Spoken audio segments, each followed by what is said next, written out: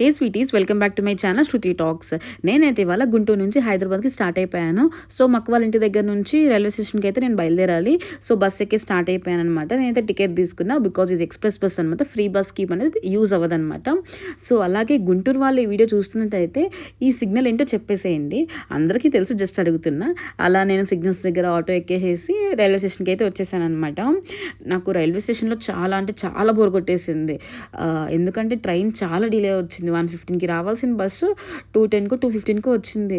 నాకు ఏం చేయాలో తెలియదు. అటు ఇటు తిరుగుతా, పక్కన వాళ్ళతో మాట్లాడుతూ అలా టైం స్పెండ్ చేసేసాను అనమాట. ఒక మా అమ్మ అయితే అదే ట్రైన్కి వస్తున్నారు. ఆ మా అమ్మ అడుగుతున్నారనమాట, టికెట్ ఎలా బుక్ చేసుకుంటా రిజర్వేషన్లో, నాకు తెలియదు, జనరల్ ఎక్కుతాను, సీట్ ఉంటుందో లేదో అని చెప్పి. నాకు చాలా అమాయకంగా అనిపించారు ఆవిడ. సో తర్వాత ముందుకు వెళ్ళిపోయారనమాట, మళ్ళీ కలవలేదు. అలాగే ఈ షాప్లో అయితే నేను వాటర్ బాటిల్ తీసుకున్నాను.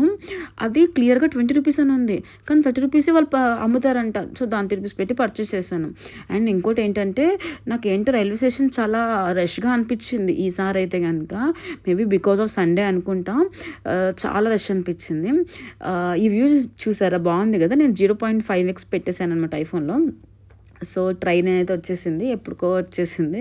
ఇంకా ట్రైన్ ఎక్కేసి నా ప్లేస్లో కూర్చుని, నాకు లక్కీగా విండో సీట్ వచ్చిందనమాట. ఎండ కూడా అంతేం లేదు, మధ్యాహ్నం జర్నీ అయినా సరే ఎండ కూడా ఏం లేదు. నాకైతే అప్పుడే మిస్ అయిపోతున్నానా గుంటూరుని అనిపించింది. గుంటూరులో ఉండి ఉండి గుంటూరు వదిలి రావాలంటే అమ్మ అనిపించేసింది. నేనైతే ఊరికే రైల్వే స్టేషన్కి బాయ్ బాయ్ అని చెప్తున్నాను అనమాట. ఎవరైనా చూస్తే ఏమనుకుంటారో అక్కడ ఎవరు లేరు కదా, ఎవరికి చెప్తుంది అని చెప్పేసి. అలాగే మమ్మీ నాకైతే బాక్స్ పెట్టేసింది అనమాట. బయట తింటాను అన్నా కూడా ఒప్పుకోలేదు, బాక్స్ పెడతానని చెప్పింది. ఇవాళ అది కాక సండే కాబట్టి నాన్ వెజ్ చేసి బాక్స్ పెట్టేసింది. అలా తినేసి అలా టైం చూసుకుంటా వచ్చేసినాను అనమాట.